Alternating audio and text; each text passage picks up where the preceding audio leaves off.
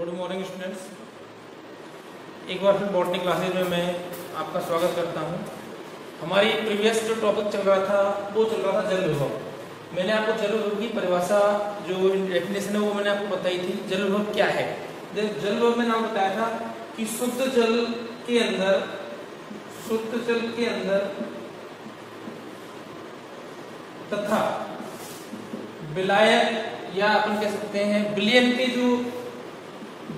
के जल के जो अणु हैं, तो जो मुक्त ऊर्जा है दोनों के अणुओं की जो मुक्त ऊर्जा है, दोनों के अणुओं की मुक्त ऊर्जा का अंतर, शुद्ध जल और विलयन के जल की जो मुक्त ऊर्जा का दोनों में जो अंतर है उसे हम जल विभव कहते हैं। ठीक है, जल विभव हमेशा, शुद्ध जल का जल विभव हमेशा शून्य होता है। कितना होता है? शून्य होता है।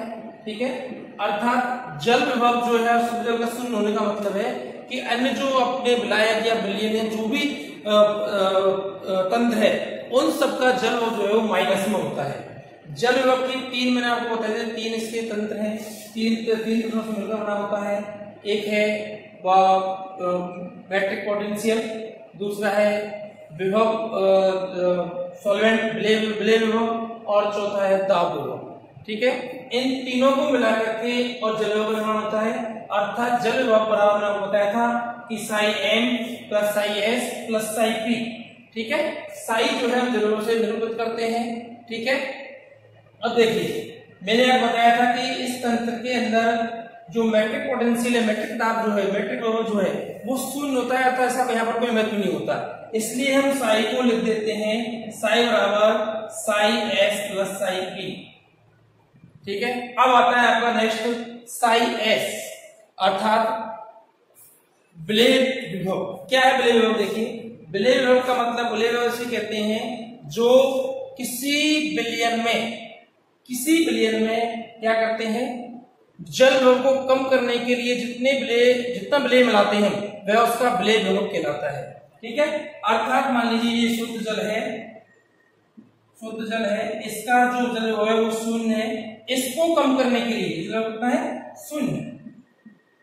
इसको कम करने के लिए जितना विलय इसमें मिलाया जाता है, विलय मिलाएंगे तो जो विलय मिलाते हैं वो विलय कहलाता है आपका विलय विभव। इसका मान हमेशा ऋणात्मक होता है। कैसा होता है? ऋणात्मक। अर्थात हम साई को माइनस साई एस लिखते हैं। ठीक है, ये आपका विलय विभव। उसके बाद दाब विभव मैंने आपको बताया था कि जो कोशिका जब स्फीत अवस्था में होती है उस समय अंदर से बाहर की ओर जो दाब लगता है, ठीक है, वो दाब जो है वो आपका कौन सा दाब कहलाता है? स्फीत दाब कहलाता है। ठीक है, और ये जो दोनों दाब है, स्फीत दाब ऊपर से भित्ति वाला दाब है, ये दाब जो है वो आपका क्या कहलाता है? साई पी, अर्थात दाब विभव कहलाता है। जो उसका भित्ति की तरफ लगता है और अंदर से बाहर की ओर जो लगता है, भित्ति के ऊपर लगता है स्फीत दाब, ये जो है वो पॉजिटिव होता है, धनात्मक होता है और साई पी होता है। तो हम इसको लिख सकते हैं साई पी। तो साई बराबर minus psi S plus psi P. ठीक है, मैं आपको एग्जांपल से समझाना चाहूँ, मैं आपको बताना चाहूँ, किसी तंत्र के अंदर अगर इसको देखें तो आप देखिए किसी भी तंत्र के अंदर इसको निकालने के लिए अपन क्या करते हैं, जैसे एक कोष का तंत्र ले लिया अपन ने। अब आपको एक बार दोबारा रिवीजन हो जाएगा सारा तंत्र के अंदर। ठीक है, देखिए किसी तंत्र को अपन ने लिया, तंत्र के अंदर हमने देखा तंत्र की अणुओं की जो गति है, मान लीजिए तंत्र साम्य अवस्था में, अर्थात उसमें अणुओं गति नहीं हो रही। ठीक है, अणुओं गति नहीं हो रही तो विलय विभव जो आपका जल विभव है वो वहां क्या है? अणुओं का अंतर ही नहीं, जल विभव शून्य होगा उस जगह। ठीक है, अब देखिए तंत्र साम्य अवस्था में आ गया।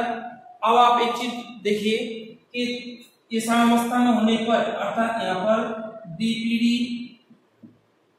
बराबर OP माइनस TP, ये आपने इसको पढ़ रखा है।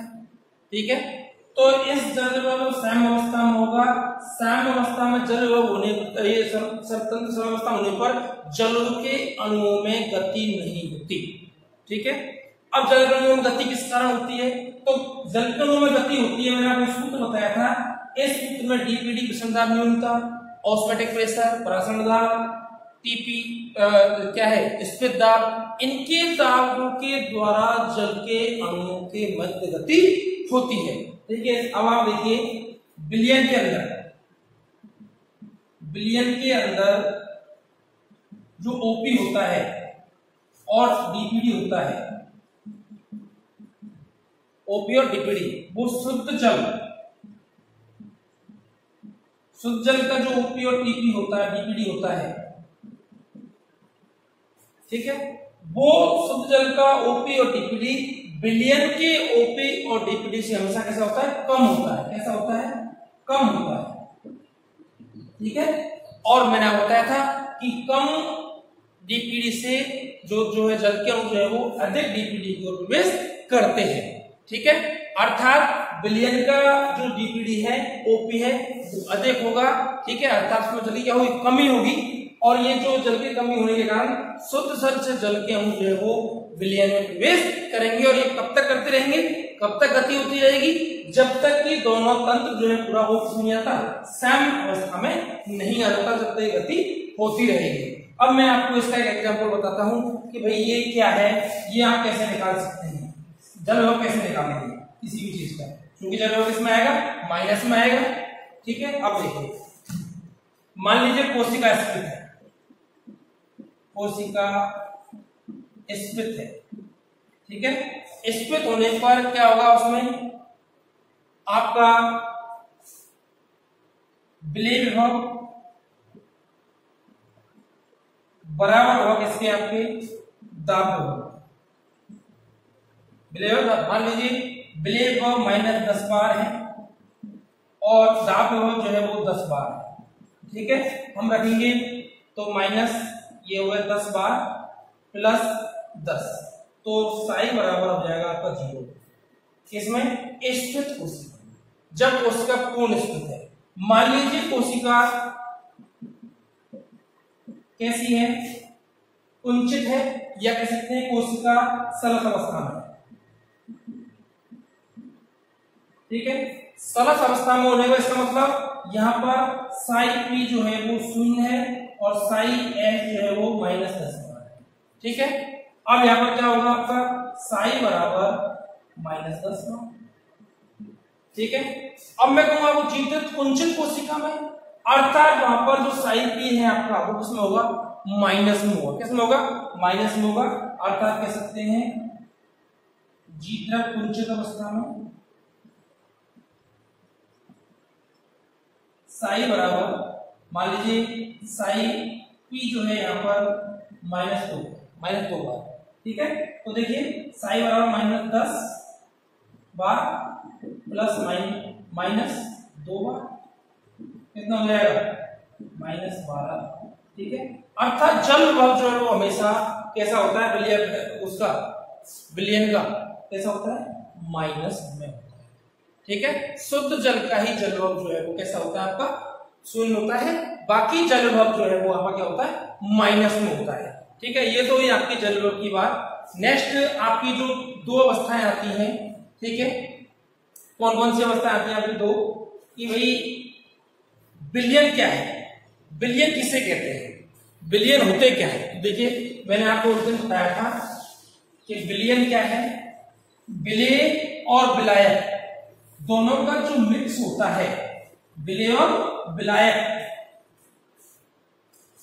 विलयन जो है विलय प्लस विलायक। ठीक है भाई, बड़ा विलयन। ठीक है, विलयन जो है 2 प्रकार का होता है, एक तो होता है अल्प पराश्रय विलयन, जिसे हम हाइपोटोनिक कहते हैं, एक होता है आपका अति पराश्रय विलयन, जिसे हम हाइपरटोनिक कहते हैं। ठीक है, अल्पराश्रय विलयन और एक होता है आपका अति पराश्रय विलयन। ये 2 प्रकार का विलयन होता है। अब मैं आपको इसके माध्यम से मैं आपको बताना चाहूंगा कि भाई हम कैसे कह सकते हैं कि जीव द्रव बाह्य पराशरण और अंतर्पराशरण इसके द्वारा हम आसानी से समझ सकते हैं और ये हमारे समझ में आ सकता है। तो देखिए दोबारा आप पराशरण पर जाएंगे तो सारी चीज आपको समझ में आ जाएगी। पराशरण हम पढ़ चुके हैं, ठीक है। विलयन हमारे पास दो प्रकार का है, अल्पराशि जिसमें विलेय पदार्थों की मात्रा कम होती है, अति पराशि जिसमें विलेय पदार्थों की मात्रा बहुत अधिक होती है। दो प्रकार विलयन हो गया। और तीसरी आती है इसकी साम्यावस्था। साम्यावस्था, अब साम्यावस्था क्या होती है भाई, जिसमें विलेय और विलायक और विलयन, ये विलायक और विलयन के मध्य में जो है वो विलेय पदार्थों की मात्रा समान होती है, तो वह साम्यावस्था कहलाती है। अर्थात मान लीजिए हमारे पास दो तंत्र हैं ए और बी, दो तंत्र हैं ए और बी, ठीक है। इन दोनों में जल का आदान प्रदान जब तक होता रहेगा जब तक कि दोनों के अंदर जो है वो क्या नहीं जाए, साम्यावस्था स्थापित नहीं हो जाए। तो ये जो है मान लीजिए दो विलयन हमारे पास, हम दोनों को मिलाया, हाइपर सॉल्यूशन और हाइपो सॉल्यूशन, दोनों को मिलाया तो हमें पता लगता है कि ये जब तक इसमें अणुओं की गति होती रहेगी जब तक कि दोनों विलयन जो है वो साम्य अवस्था में नहीं आ जाते, और दोनों साम्य अवस्था में आएंगे तो वह अवस्था साम्य अवस्था कहलाएगी। उस अवस्था में जो है वो अणुओं का गमन जो है वो नहीं होगा, अणुओं का गमन रुक जाएगा, क्योंकि व्यवस्था कम हो जाएगी, नहीं साम्य अवस्था आ जाएगी। अब आपको दो चीज समझाता हूं मैं, एक तो है जीवद्रव कुंचन और एक है जीवद्रव विकुंचन। हम इन्हीं के माध्यम समझेंगे, इन विलयनों के माध्यम से। जीवद्रव कुंचन और दूसरा है आपका जीवद्रव विकुंचन। अब देखिए दोनों को समझने का प्रयास करें आप। कुंचन मीन्स सुकुड़ना, कुंचन मीन्स सुकुड़ना और विकुंचन मीन्स फैलना, ठीक है। तो देखिए हमने कोई कोशिका ली, क्या ली, कोई कोशिका ली, कोशिका को जो है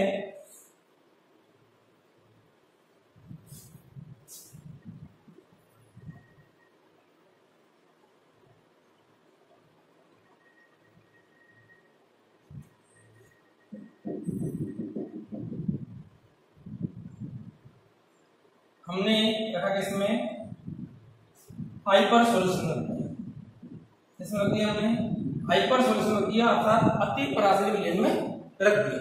हम देखते हैं कि इसमें जो है वो कोशिका जो है वो क्या हो जाती है, सिकुड़ जाती है, कोशिका का जीवद्रव जो है वो सिकुड़ जाता है।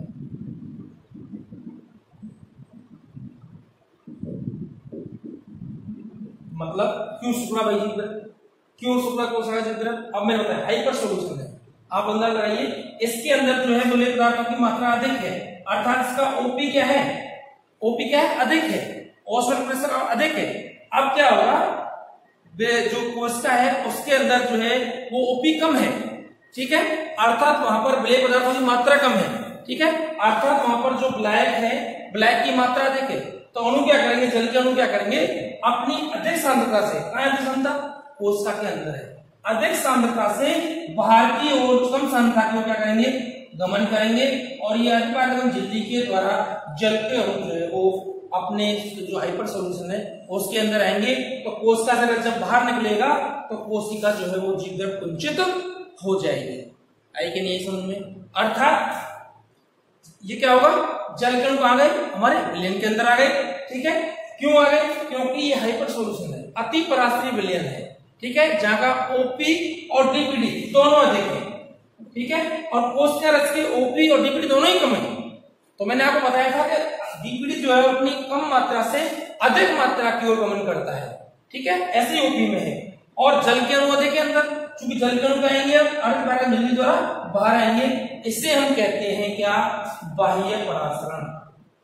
उस दिन भी समझ में आ गया था, आगे फिर समझ लीजिए, जब जल के अणु कहां गए, बाहर आ गए, अर्थात कोशिका से बाहर आए, विलयन के अंदर आए, ये बाह्य पराशरण कहलाता है। ये कोशिका जीवद्रव कुंचित कोशिका कहलाती है, जीवद्रव सिकुड़ गया। अब मान लीजिए इस जीवद्रव की सिकुड़ी हुई कोशिका को हमने शुद्ध जल, इसमें शुद्ध जल या अल्पराशि विलयन में रखा, इसमें रखा अल्पराशि विलयन में। तो देखिए जब इसे अल्पराशि विलयन में रखते हैं, कोशिका सिकुड़ी हुई है, जीवद्रव कुंचित है, ये हमने शुद्ध जल ले लिया, इसमें अल्पराशि विलयन ले लिया, तो क्या देखते हैं हम, क्योंकि इसका ओपी अधिक है, तो अब ओपी कम है, डीपीडी कम है, यहाँ पर ओपी अधिक है। ठीक है, अब क्या हुआ, जल के अणु कोशिका के अंदर प्रवेश करेंगे। कहां प्रवेश करेंगे, कोशिका के अंदर प्रवेश करेंगे और कोशिका पुनः अपनी उसी अवस्था में आ जाएगी जिस अवस्था में वह पहले थी, अर्थात जीवद्रव जो है वो कोई विकुंचन हो जाएगा, अर्थात कोशिका में क्या हो जाएगा, स्थित हो जाएगी कोशिका, और ये जो है कहलाता है आपका अंतःपरासरण। क्या कहलाता है ये, अंतःपरासरण, अर्थात जीवद्रव विकुंचन। क्या कहलाता है ये, जीवद्रव विकुंचन। एक बार फिर समझ लीजिए, मैंने आपको सबसे पहले जल विभव बताया था। जल विभव क्या है, जल के अणुओं की मुक्त ऊर्जा का जो अंतर है, कौन से जल के अणु मुक्त ऊर्जा, एक तो शुद्ध जल और विलायक के अणुओं की जो मुक्त ऊर्जा का जो अंतर है, जल विभव कहलाता है। 3 तंत्रों से मिलकर बना होता है, मैट्रिक विभव, ठीक है, दूसरा बताया था मैं आपको विलेय विभव, और तीसरा था आपका दाब विभव। तीनों जो है जोड़ करके और जल विभव कहलाते हैं। जल विभव का मान जो हमेशा ऋणात्मक होता है, अर्थात शुद्ध जल के अलावा, शुद्ध जल का 0 होता है और शुद्ध जल के अलावा अन्य जो विलयन है सबका जल विभव कितना होता है, माइनस में होता है। चूंकि मैट्रिक यहाँ मैट्रिक विभव होता नहीं है, इसलिए मैंने आपको बताया था जल विभव जो है साई बराबर Sai S plus psi P. ठीक है, और साई एस का मान हमेशा ऋणात्मक होता है, क्योंकि क्यों होता है ऋणात्मक, क्योंकि विलेय पदार्थों की मात्रा मिलाने के लिए जितनी विलेय पदार्थों की आवश्यकता होती है विलयन में, जल विभव को कम करने के लिए, वह आपका विलेय विभव कहलाता है, हमेशा माइनस में होता है। ठीक है, अर्थात उसे हम माइनस एस से व्यक्त करते हैं। ठीक है भाई, उसके बाद दाब विभव। दाब विभव जो हमें धनात्मक होता है, क्योंकि स्थित दाब और एवं भित्तीय दाब जो धनात्मक होते हैं और वो धनात्मक होता है। ठीक है, मैंने आपको बताया था हम तीनों कैसे निकाल सकते हैं। तीनों स्थित अवस्था में साई बराबर 0 होता है। ठीक है, आपका सलत कोशिका में साई माइनस में होता है, अर्थात जल माइनस में होता है, और आपकी जो है विकुंचन कोशिका में और अधिक माइनस में होता है। ठीक है, मैंने आपको उठाया अपना कि भाई कोशिका तंत्र में इसको कैसे देखेंगे। कोशिका तंत्र में मैंने आपको बताया था कि जल का गमन किन परिस्थितियों में होता है, जब कोशिका के अंदर ओपी, डीपीडी, टीपी इनके मान पर निर्भर करता है कोशिका के अंदर जल के अणुओं का गमन।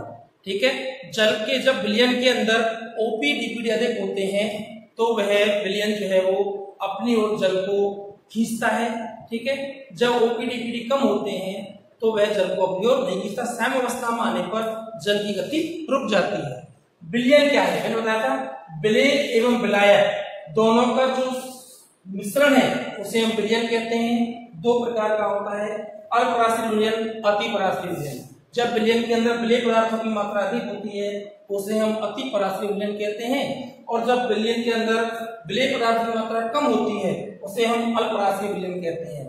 ठीक है, मैंने इसके माध्यम से आपको पुनः एक बार बाह्य परासरण और अंतःपरासरण का बताया।